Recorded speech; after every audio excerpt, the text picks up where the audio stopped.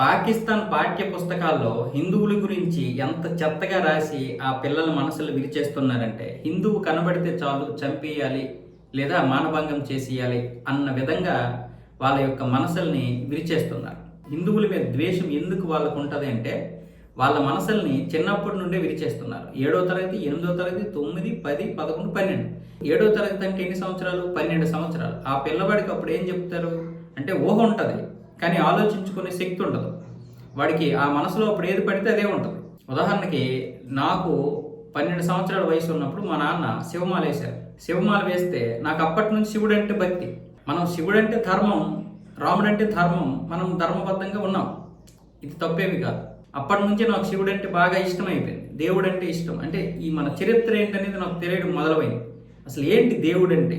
ఆ విధంగా 12 సంవత్సరాలప్పుడు అలా ఉంటుందన్నమాట. అదేవిధంగా 12 సంవత్సరాలప్పటి నుంచి వీళ్ళు హిందువుల గురించి అంత దారుణంగా చెప్పడం మొదలు పెడుతున్నారు. ఎందుకంటే అప్పటి నుంచే మనిషి దాన్ని నమ్మడం మొదలు పెడతాడు. అది ఆలోచించుకునే శక్తి ఉండదు, కానీ అక్కడి నుంచి వాడి మెదడు మాత్రం పనిచేస్తుంది. ఆ విధంగా 12వ తరగతి వచ్చే వరకు కూడా హిందువుల గురించి నాశనం చేస్తున్నారు. అంటే హిందువులంట ప్రాచీన సంస్కృతిలో మన మహిళల్ని అంటే ఆడపిల్లల్ని సజీవంగా దహనం చేసేవాళ్ళంట, లేదంటే పాతి పెట్టేవాళ్ళంట. అలాగే ముస్లింలు వచ్చినంత వరకు కూడా హిందువులకి బట్టలు కట్టుకోవడం రాదంట. కేవలం 2 అంటే 2 గుడ్డ పీలికలు కట్టుకునేవాళ్ళంట. మగవాళ్ళు ఒక గుడ్డ పీలిక, ఆడవాళ్ళు అయితే 2 గుడ్డ పీలికలు కట్టుకునేవారంట.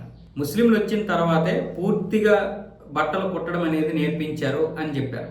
అలాగే అదే కాకుండా స్వాతంత్ర పోరాటంలో కూడా ముస్లింలకి ఎక్కడా కూడా హిందువులు సపోర్ట్ చేయలేదు. కానీ హిందువుల యొక్క ఉద్యమంలో ముస్లింలు పాల్గొని ఈ స్వాతంత్రం తేవడంలో కీలక పాత్ర పోషిస్తే అందులో చాలామంది హిందువులే క్రెడిట్ అంతా కూడా కొట్టేశారు అన్న విధంగా కూడా రాయడం జరిగింది ఈ అన్ని పాఠ్య పుస్తకాల్లో. ఇది కాకుండా ముస్లిం మహిళలు, పిల్లలు, వృద్ధులు ఎక్కడ కనిపించినా హిందువులు మానభంగం చేసేవాళ్ళంట, మసీదులు కూల్చేసేవాళ్ళంట.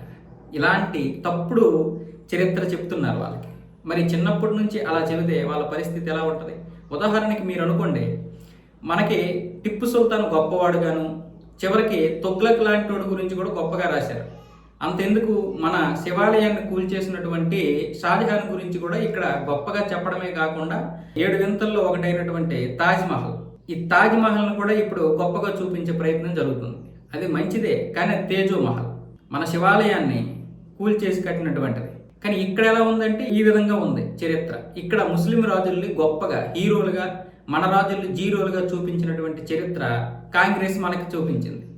అదే ఒకవేళ టిప్పు సుల్తాన్ మంచోడు కాదని, తుగ్లక్ మంచోడు కాదని, వీళ్ళందరూ కూడా హిందూ స్త్రీలని మానభంగం చేశారని నిజాలు చెప్పే ప్రయత్నం చేస్తే మనకు ఎలా ఉంటుంది?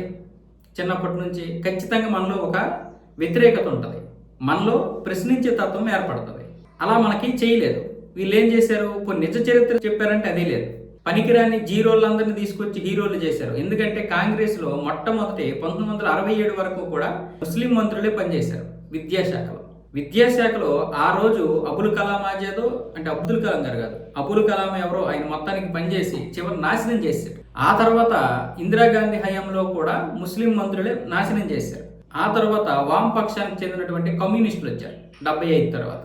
వాళ్ళు ఉన్నది లేనిది పూర్తిగా అరగదీసేసి పనికిరాని చరిత్ర అంతా వాళ్ళ వైపు మంచిగా, మన వైపు చెడ్డగా చూపించడం మొదలుపెట్టారు. కార్ల్ మార్క్స్ యొక్క చరిత్ర అంతా ఇక్కడ రుద్దేసి వాళ్ళకు అనుగుణంగా మంచి అని చెప్పేసి మిగతాదంతా కూడా భారతీయ చరిత్ర ఇలాంటిది, మంచిది కాదు అన్న విధంగా మనల్లో రుద్దేశారు.